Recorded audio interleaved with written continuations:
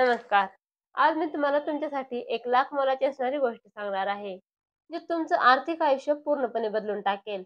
तुम्हाला कधी वाटतंय का, की काही लोकं आरामात करोडपती होतात आणि काही लोकं आयुष्यभर काम करून सुद्धा पैशासाठी धडपड करत राहतात. हे डिपेंड करतंय, की दोघं आलेल्या पैशाचं काय करतात. ते पैशासाठी धडपड करणारे लोकं आलेला पैसा दैनंदिन जीवनावर खर्च करत राहतात आणि ते करोडपती होणारे लोकं कंपाउंडिंगद्वारे आपला पैसा वाढवतात. आता हे कंपाउंडिंग काय असतं? आणि त्यामुळे पैसा कसा काय वाढतो?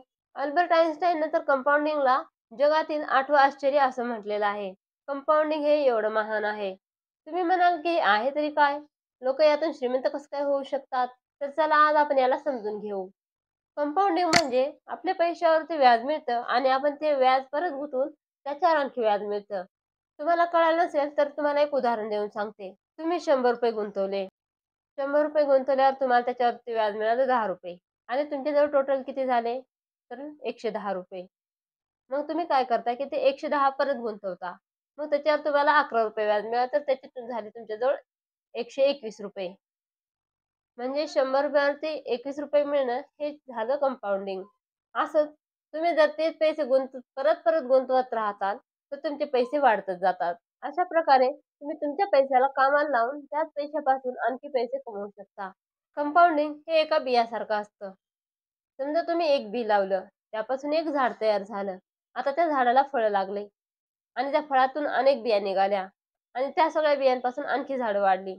आणखी त्यांना फळं लागणार, आणखी त्यापासून बिया तयार होणार आणि आणखी झाडं येणार. अशा प्रकारे तुमच्या एका बियापासून जंगल सुद्धा तयार होऊ शकतं. एवढी पॉवर असते कंपाउंडिंगची.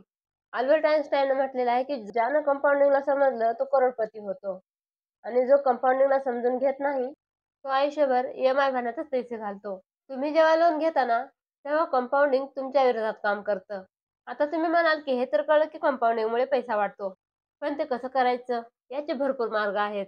पण सगळ्यात चांगलं म्हटलं तर म्युच्युअल फंड आणि इंडेक्स फंड या दोन्हीमध्ये इन्व्हेस्टमेंट करून तुम्ही तुमचे पैसे वाढवू शकता.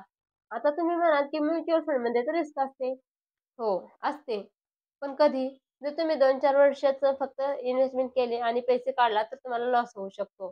पण तुम्ही जर 10-20 वर्षासाठी पैसे गुंतवत असाल, तर तुम्हाला घाबरण्याची अजिबात गरज नाही. कारण की लाँग टर्ममध्ये शेअर मार्केट हे वरच जाणार असतं आणि तुमचे पैसे कोणत्या एका कंपनीत गुंतवलेले नसतात.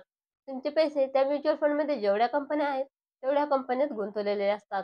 त्यामुळे कोणती एक कंपनीचा जर शेअर खाली पडत असला, तरी तुम्हाला त्याचा काही फरक पडणार नाही. वॉरन बफेट हे वयाच्या 11व्या वर्षापासून इन्व्हेस्ट करतात आणि 50 वर्षानंतर त्यांची संपत्ती 80% कंपाउंडिंगद्वारे वाढलेली आहे. त्यामुळं तुम्ही जेवढ्या लवकर एस-आय-पी करताल, तेवढं तुमच्यासाठी खूप चांगलं आहे. कंपाउंडिंगसाठी जास्त पैसे नाही, तर जास्त वेळ लागतो. तुमचं वय जर 20 वर्ष असेल ना, तर तुम्ही खूप लकी आहात.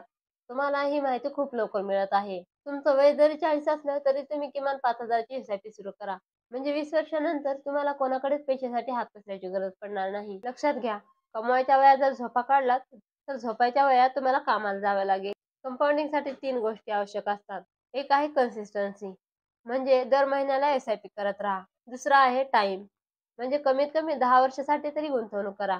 आणि तिसरा आहे पेशन्स, म्हणजे शेअर मार्केट जरी खाली पडत असलं तरी घाबरायचं नाही. जर मार्केट खाली पडत असलं आणि तुमची एस-आय-पी सुरू असेल, तर तुम्हाला ॲव्हरेजचा फायदा मिळतो. म्हणजे महागाचे शेअर तुम्हाला कमी किमतीत मिळतात आणि त्याचाच तुम्हाला जास्त फायदा मिळतो. करोडपती होण्यासाठी मोठा पगार लागत नाही. लागते ती गुंतवणूक करण्याची सवय आणि patience. Compounding works silently, but when it explodes, it changes your life forever.